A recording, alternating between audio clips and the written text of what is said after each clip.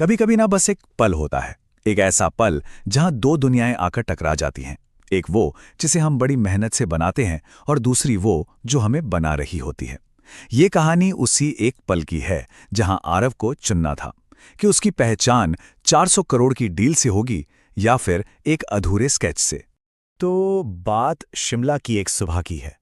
हम एक चट्टान पर बैठे थे, बिल्कुल खामोश, और नीचे पूरा शहर धीरे धीरे अपनी आंखें खोल रहा था। और मेरे हाथ में थी मेरी स्केचबुक। मैं आरव का चेहरा बना रही थी, पर पूरा नहीं, क्योंकि मेरे सामने जो बैठा था वो सीईओ आरव था। लेकिन उसकी आंखों में सिर्फ आरव था, उलझा हुआ, थका हुआ, पर जिंदा। और बस मैं उसी को कागज पर उतार लेना चाहती थी। हमारे बीच एक ऐसी खामोशी थी जिसमें बहुत सुकून था। कोई शोर नहीं, कोई भागदौड़ नहीं, बस पहाड़ों की ताजी हवा थी, उगता हुआ सूरज था और हम दो लोग। लेकिन ये शांति ज्यादा देर टिकने वाली नहीं थी। और फिर अचानक उस खामोशी को एक फोन की रोशनी ने चीर दिया। ऐसा लगा जैसे बाहरी दुनिया ने बहुत जोर से दरवाजा खटखटाया हो। स्क्रीन पर एक नाम चमका, विक्रम, उसकी कंपनी का सीईओ। मैसेज में बस इतना ही था, फोन उठा, डील खतरे में है भाई। बस उसी एक पल में शिमला की वो शांत सुबह मुंबई की भागदौड़ में बदल गई। और उस खतरे की कीमत थी 400 करोड़। ये सिर्फ एक नंबर नहीं था, नहीं, ये आरव की बनाई हुई उस पूरी दुनिया का वजन था जो उस एक कॉल में सिमट कर आ गया था। फोन पर उसकी आवाज सुनकर मैं समझ गई थी कि दांव पर क्या लगा है। सिंगापुर के इन्वेस्टर्स, 400 करोड़, पिछले 5 साल की दिन रात की मेहनत और उसके पापा का नाम। ये सिर्फ एक डील नहीं थी, ये उसकी पूरी की पूरी पहचान थी। और इस सब को बचाने के लिए वक्त सिर्फ शाम 6 बजे तक का था। मैंने बस अपनी स्केचबुक बंद कर दी। उसे कोई अल्टीमेटम नहीं दिया, सिर्फ एक सच्चाई याद दिलाई। अगर जाना है तो जाओ, क्योंकि यहां इस पल में वक्त किसी का इंतजार नहीं करता। आरव अब आरव एक दोराहे पर खड़ा था।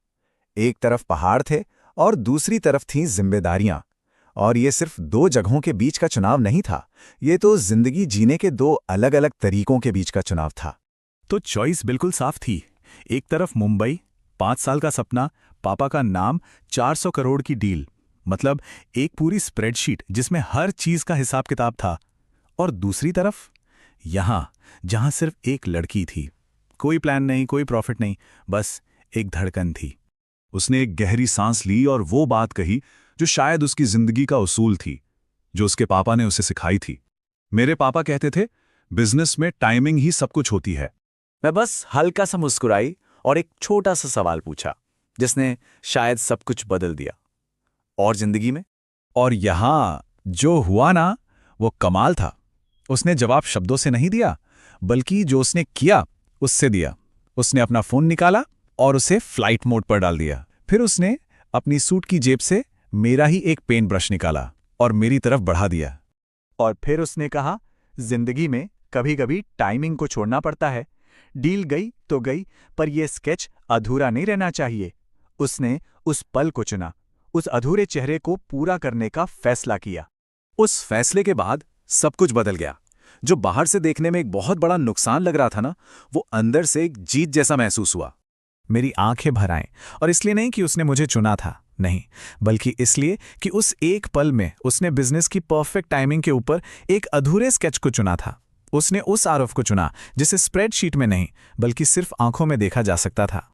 मैं मुस्कुराई, उसका दिया हुआ ब्रश लिया और उसे छेड़ते हुए कहा, तो मिस्टर स्प्रेडशीट, तैयार हो, क्योंकि अगला पेज बिल्कुल खाली है। ये सिर्फ एक मजाक नहीं था, ये एक तरह का न्योता था, एक ऐसी जिंदगी के लिए जिसे प्लान नहीं किया जाता, बस जिया जाता है। और अजीब बात है, ठीक उसी वक्त दूर कहीं एक मंदिर की घंटी बजी। ऐसा लगा जैसे पूरी कायनात भी उसके फैसले पर अपनी मोहर लगा रही हो। उस आवाज में एक अजीब सा सुकून था, एक क्लैरिटी थी। उस दिन आरव को शायद समझ आया कि जिंदगी के हिसाब किताब में कभी-कभी घाटे का सौदा ही सबसे बड़ा मुनाफा होता है। और ये कहानी एक सवाल छोड़ जाती है, क्या कोई नुकसान कभी जीत जैसा महसूस हो सकता है?